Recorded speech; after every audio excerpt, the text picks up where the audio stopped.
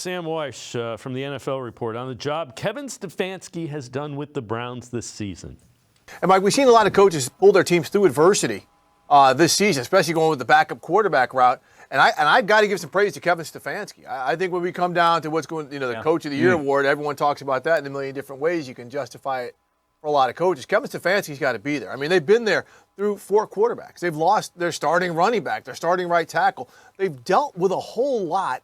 And somehow he's been able to adapt from one quarterback, from the mobile quarterbacks to Joe Flacco, and to win ball games down the stretch. We've seen the Chief, David Njoku, who we're seeing right here, show up in big ways. Of course, the defense has been the constant, JP, but the fact that Kevin Stefanski, and we know before he got there, that building was always in disarray, has stabilized things, put his arm around it, stopped a lot of the leaks coming out of that building.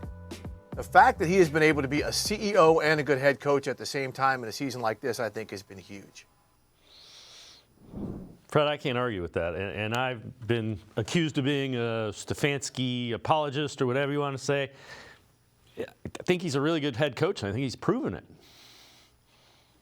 Yeah, I mean, he's such an even keel guy, and I think that works against him sometimes. The media or the fans, they think that he's not.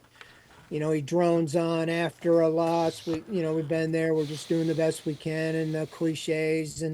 But he really has held this together. He almost seems to work his best in adversity. You think about the COVID year. He was coach of the year. That was his first year when almost all the practices were, everything was remote. And, you'd get 5 guys had COVID, can't play in the game. And they were just putting it together. Not just the Browns, but all teams.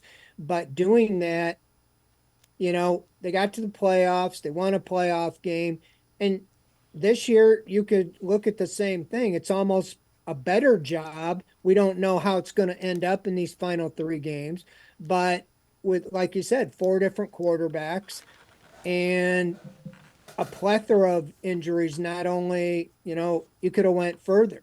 Your top 3 tackles. Then you go to the defense and the guys they've lost on defense. And so just finding a way to win and doing that 1-0 mantra that he preaches to get to the next week. So he has done a great job, and I wouldn't have any argument against him being the coach of the year. Obviously, there's other teams that have done a good job. So I think the 3 games left will still go a ways towards that, but no, he's done a great job. I think you're going to see he's going to get an extension. He's going to be here a long time.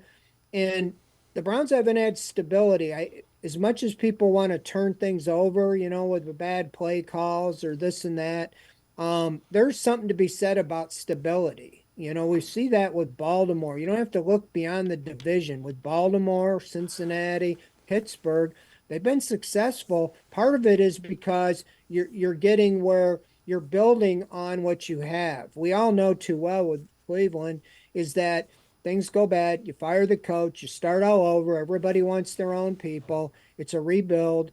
And then 3-4 later, if it gets that far, you rinse and repeat and start all over again. So I like the idea of stability, and I think you have that here with the Browns.